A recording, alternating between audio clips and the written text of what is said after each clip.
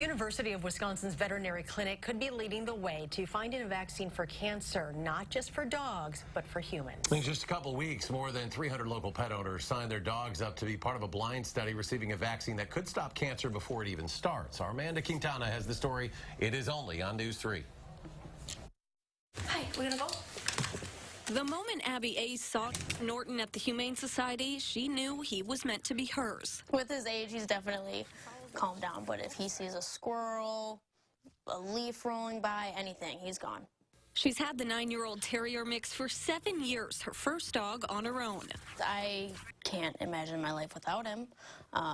When he does go, it's gonna be tough. As a vet tech at UW, she's seen many pet owners have to say goodbye to their dogs because of cancer. You want to help, but it's what's like with cancer, like with humans, it's like too far gone. But like a lot of times we are helping, even if it's just with pain. The UW Veterinary Care Clinic, we always check his lymph nodes, sees more than 300 cases of lymphoma in dogs each year.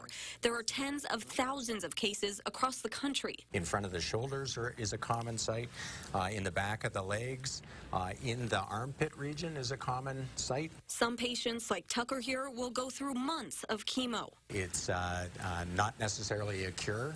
Actually, most dogs with non-Hodgkin's lymphoma we do not cure. And the disease will eventually return. Dr. David Vale says without a cure, even after getting a dog to their 3rd or 4th remission, the disease will eventually take their life. But of course, it would be much better if we could prevent it rather than have to treat it after it arises. That's exactly what a new vaccine could do. Prevent all of this by stopping dogs from getting multiple common cancers in the first place. The science behind it is outside of the box. Researchers have found that when cancer cells are forming, oftentimes abnormal proteins show up on the surface of the cell, explained by Vale's drawings. Where the RNA produces a set of abnormal proteins that potentially could be targeted in a vaccine.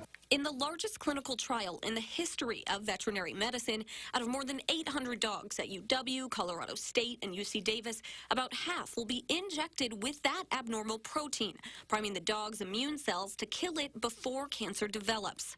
All the dogs, including the other half given a placebo, will be watched for 5 years, given boosters at first every 2 weeks, then annually. This red is the cancer cell. Waiting to see if they get cancer. Well, it's a big deal. It's kind of pie in the sky. I mean, it's the holy grail is our ability to use a vaccine to prevent various cancer types before they develop. He says it could fail, but there's a lot of reasons it could actually work. The natural follow-up question for many is if it does, could this work in humans? The short answer, yes, but it could be a while. And if we see a marked change in cancer rates early, then this technology will move that much quicker into human trials. Can you sit? Oh, yeah, you boy. That possibility is the main reason why Ace enlisted Norton in this trial. My grandma right now actually has pancreatic cancer, so that sucks. But to know that Norton can help future people kind of makes it better.